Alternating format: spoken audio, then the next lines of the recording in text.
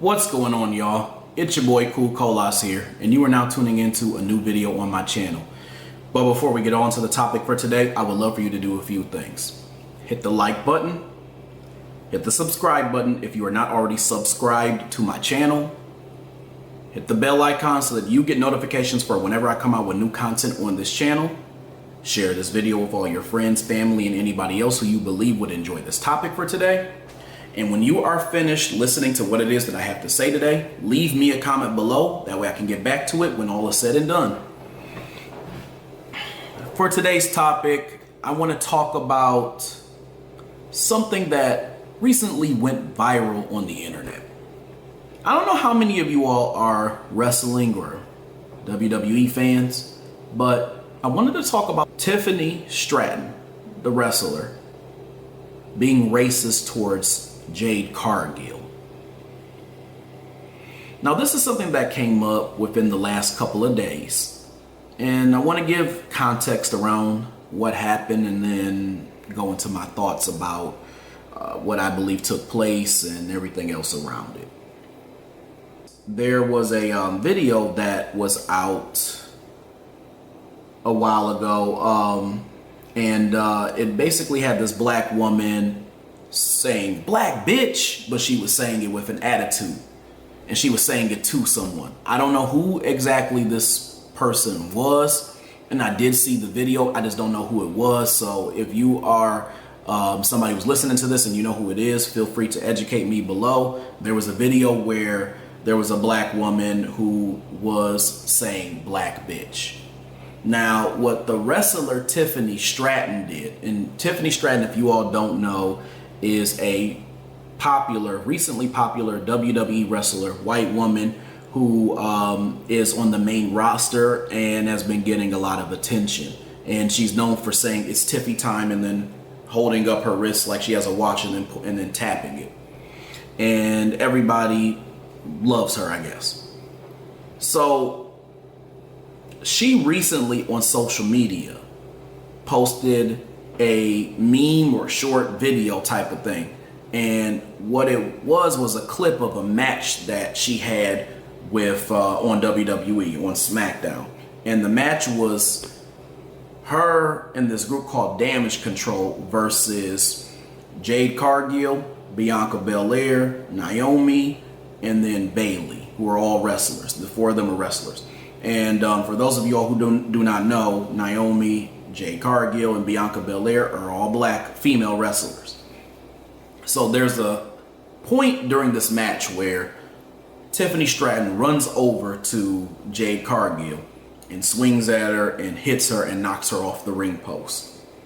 So what Tiffany Stratton did was she took that video clip of her knocking Jade Cargill off the ring post and then took the voiceover from the black woman who said black bitch, and she put the voiceover into the video as she was hitting Jade Cargill, as if it was Tiffany herself saying black bitch while hitting Jade Cargill. And she shared that on social media, and at some point she took it down. Now, a lot of people were divided on this topic. You had some people who were saying this was super racist, this was not cool, Tiffany was wrong, Tiffany, should go down for this, Tiffany should be reprimanded, all this type of stuff. The other side that you heard was people saying that people are too sensitive, she didn't do anything wrong, Tiffany was in her rights to do that, it was just a joke, that type of thing.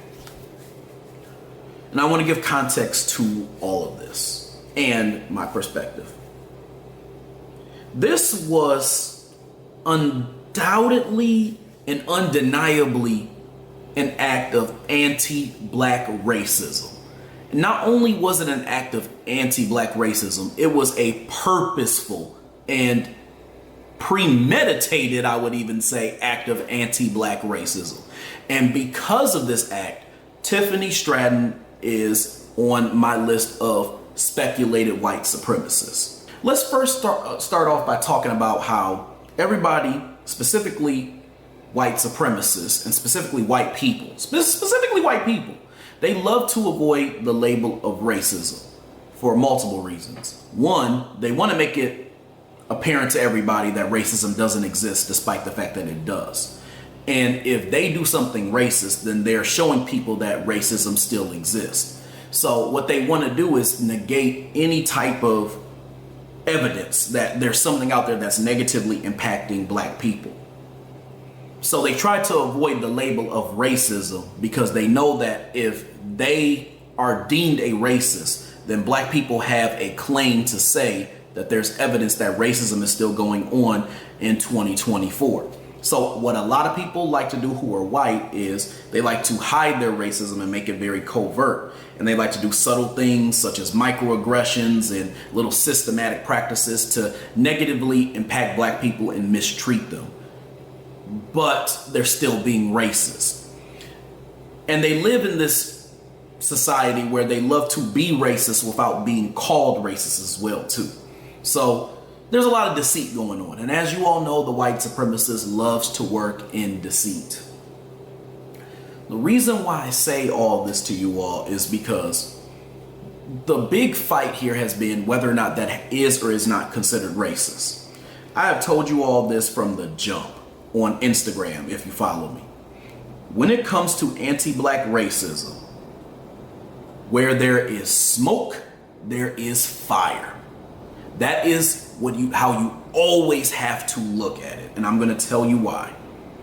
The white supremacists are so scary to not literally deem themselves, like literally call themselves racist, that they'll try to find ways to hide all the racist things that they do in cowardice.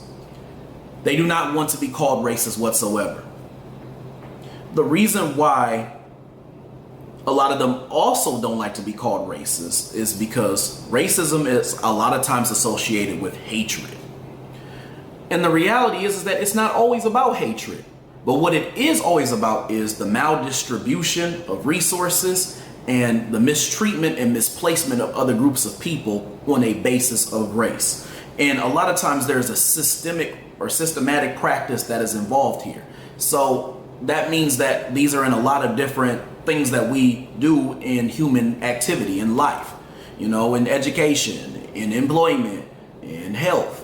There's a lot of different areas that we exist in, and white supremacy dominates all of them. So it's displacing and mistreating people and controlling people based off of those different systems. So a lot of times it's not for hatred per se, but it's for survival. The white supremacist knows this, by the way. They're just not going to say that. So if they make it a thing of hatred, then they can kind of equate this idea of being racist to them just being a bad person. But this is just what they do. This is literally what they do.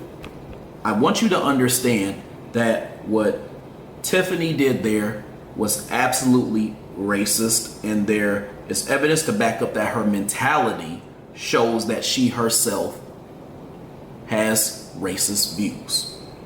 And we're going to go into that. One of the arguments, and we're going to start debunking some of this bullshit that some of these male supremacists are saying, that was made about what Tiffany did, was that it was an accident. We all know that's bullshit, because what did she accidentally do? So she was accidentally racist? She accidentally showed you that she was racist? What was the actual accident?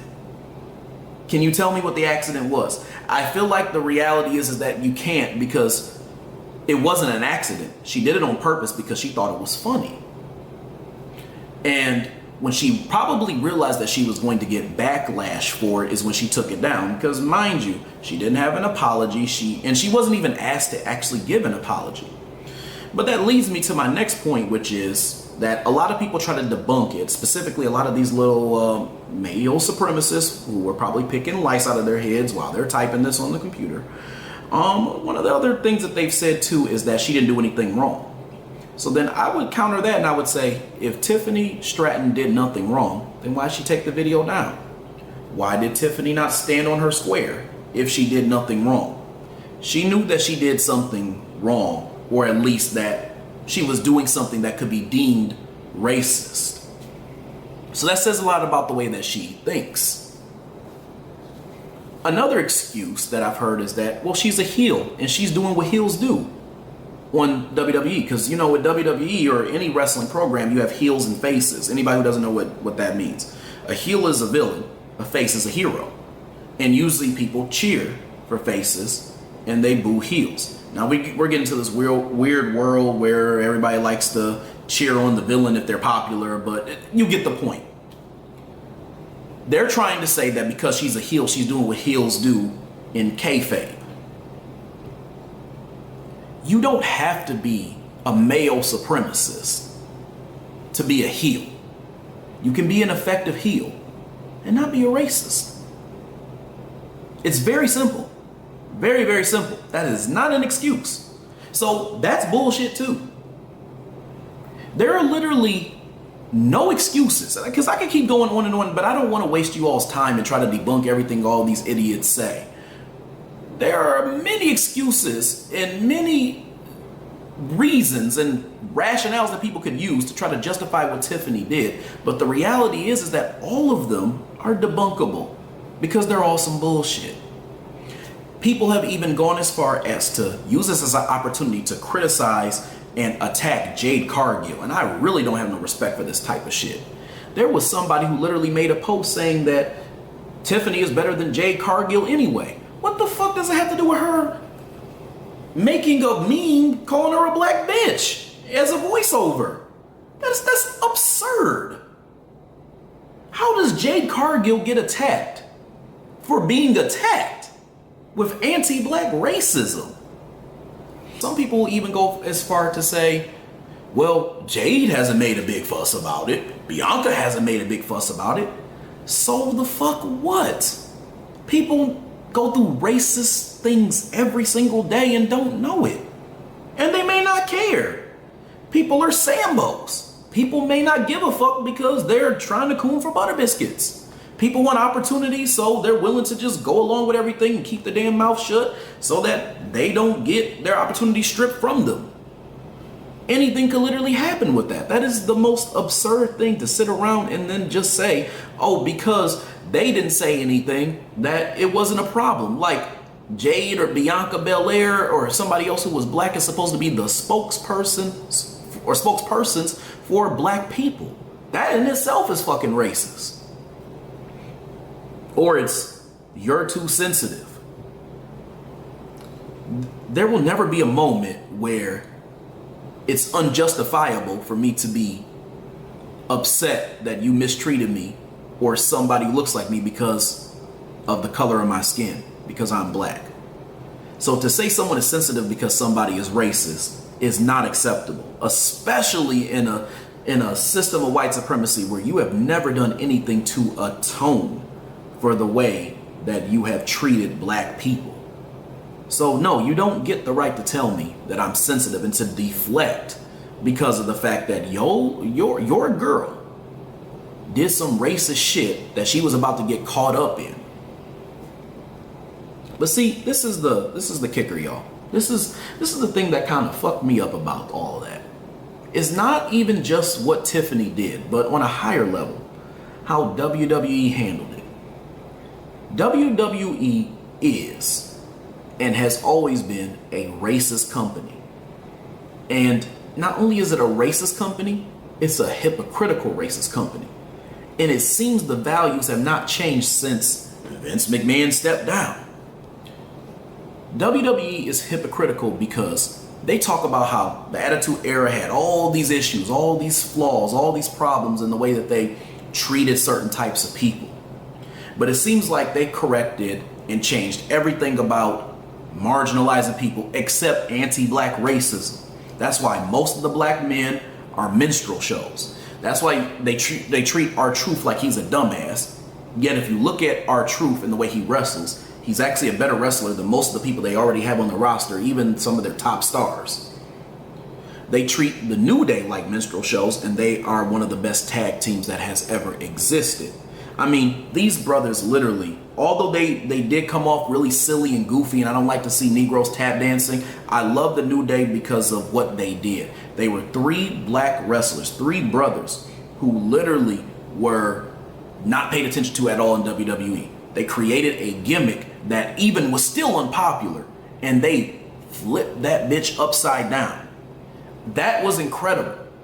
They went from literally being nobodies to being nobodies in a group to being one of the most celebrated groups in the history of the WWE. And they still treat all three of them like shit. That is why Big E and Kofi, especially Kofi Kingston, couldn't really have a successful title run. They were reduced, especially Kofi, to being a mid-card title holder. Even though they had the WWE Championship, they had mid-card feuds. And even when they had a big-time feud, in Kofi Kingston's case, fighting Brock Lesnar, they fed him to Brock, and Brock squashed him. And y'all know that shit was racist as fuck, because every time Brock faced people, they gave them credible challenges. When he faced Daniel Bryan, it was a credible challenge. And Daniel Bryan was the so-called underdog, but he was still white. And although he was a heel at the time, he got to face him with honor. Every time Brock Lesnar faced people with honor, and they were white, even if they were underdog. But when he gets these black wrestlers, they just feed them to Brock, and then they're toast. Kofi lasted seconds, and he was pinned with just one F5, and he was the champion. Y'all can't tell me that shit wasn't on purpose. Y'all can't tell me that shit wasn't racist. There's no way you can convince me of that. WWE has always been racist, and they still are today. They just do it in a covert way. So when people get here and they start talking about objectifying women and bra and panties match, I want to hear that bullshit, because you're still treating your black wrestlers like shit. Even and some people even say, oh well, Bianca Belair, she held the title. It's even worse with her. Let's be real. Bianca Belair is a phenomenal wrestler, and she's fine as hell, man. But the reality when it comes to Bianca Belair is they elevated her not just because she was skilled, but because that was an opportunity for them to undermine Montez Ford. Because if you look at Montez Ford and his wrestling, it is incredible. He is one of the best wrestlers that they have out right now. He has the charisma, he has the look, he has the physique, he has the chops. Like he's like I said, he can speak on the mic. But they don't elevate him at all. They relegate him to being in a tag team all the time. The problem with that is they elevate Bianca while keeping Montez down here.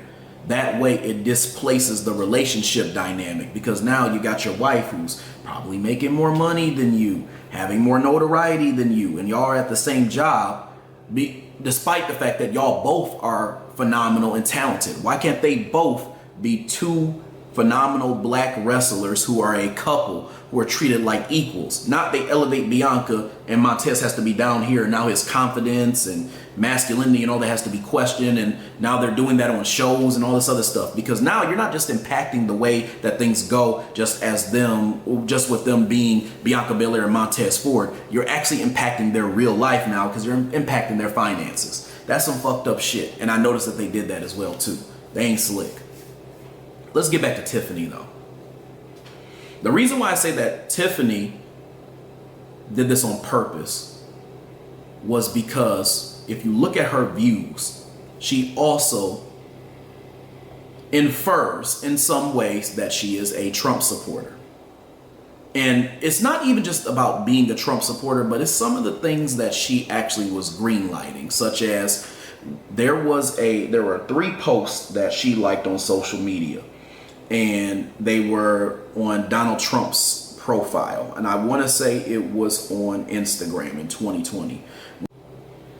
One of them was a picture of a plow truck, and it said 2020 Trump pushing snowflakes aside. So she liked that picture, and I'm actually looking at them right now so I can tell you exactly what it was.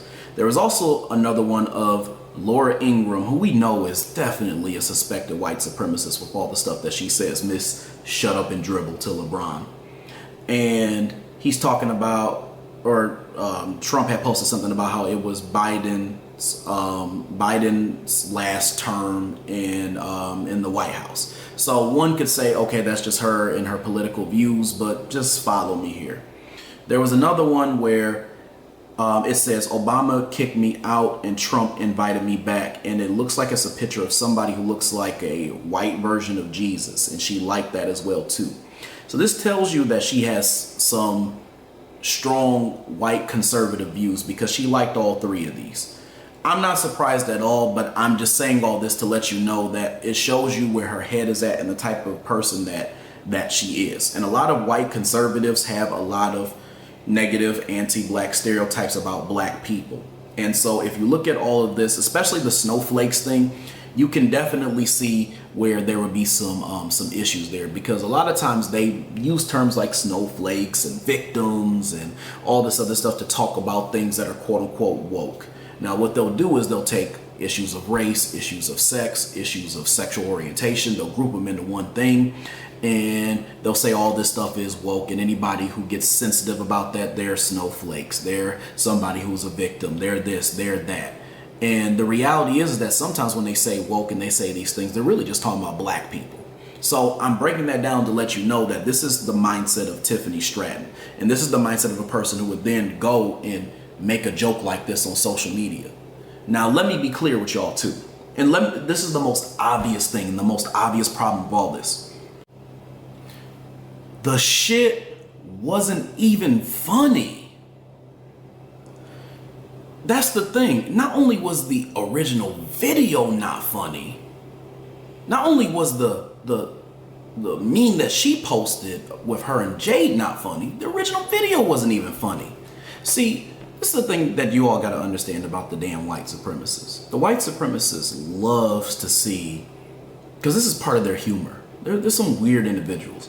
They love to laugh at this idea of a black person acting like the stereotype that they created in their head about that black person. They love to see when a black woman acts ratchet or ghetto or loud or abrasive. Just like they love to see a black man tap dancing and being a minstrel show. That's why they thought that shit was funny, because they probably thought the original video was funny because it was a black woman who seemed abrasive and aggressive. They think that shit is fucking funny. They like to laugh at little shit like that. See, I don't laugh at stuff like that. I don't think that shit was funny at all. I did not laugh not one bit at either piece of it. So I don't even see how this joke was even cool. And by the way, I want to go back to that snowflake thing. The other thing that bothers me about that term, because that's obviously something that she agrees with, talking about Tiffany Stratton. The reality is that you white supremacists are the ones who make uniqueness a thing, because the whole idea of being a snowflake is all about saying that somebody and deflecting, because white supremacists are the main ones who use this term to justify their racism. They are trying to make it seem like it's overly sensitive for you to talk about things such as your race, especially if somebody offends you because of your race. So what they're essentially trying to say is that you have an overinflated sense of uniqueness, which is bullshit, because you're the ones who inflate our uniqueness. That's why you all keep track of us when it comes to the census. That's why you want to keep track of people's races and shit when it comes to IDs. That's why you always want to know how many black people or whoever are being employed in a certain organization. You are the ones who inflate our uniqueness, but then we'll turn around and talk about oh, I don't really see color. But here's the thing. Tiffany Stratton saw color when she had a video saying black bitch. She saw color then. So there's a lot of hypocrisy with that bullshit. Anyway, the other problem with this is that it's a white woman saying that to a black woman, because it goes back to this idea of slavery and traumatizing somebody who was black by calling them nigger bitch and calling them derogatory terms like that, which is just not cool.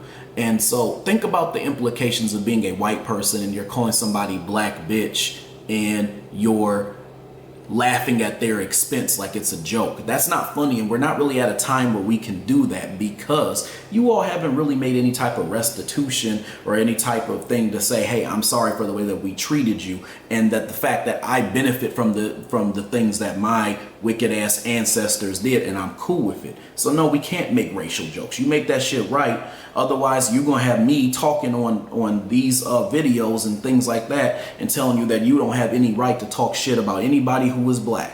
So no, it's not cool what she did. What she did was not only was it not cool, I also am not going to sit there and be cool with you all justifying it. So in other words, the biggest problem isn't her being racist or her being a speculated white supremacist like she is.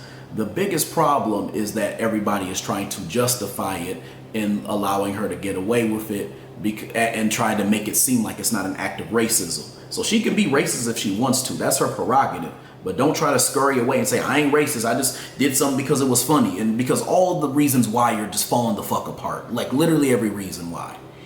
The point I'm trying to make though about all this is that WWE is the biggest culprit in racism when it comes to these types of things.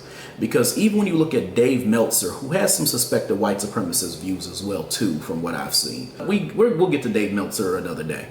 The point that I'm trying to make though is that even he said that normally they would fire somebody immediately for this, but they see her as a big star, so they didn't want to make that call. That is some white privilege shit. Y'all know that's some white privilege shit, especially if it just came out of his mouth. That is total white privilege. Because the reality is that Tiffany Stratton is somewhat of a husk of a few different things. First of all, she is the great white hope for WWE. They have this, the white supremacist has this weird idea of putting all of their support behind somebody who is white, who embodies the image of the way that they want to be publicly while they're in a certain position. So what they do is they put all their support behind that person no matter what it is the hell that they do.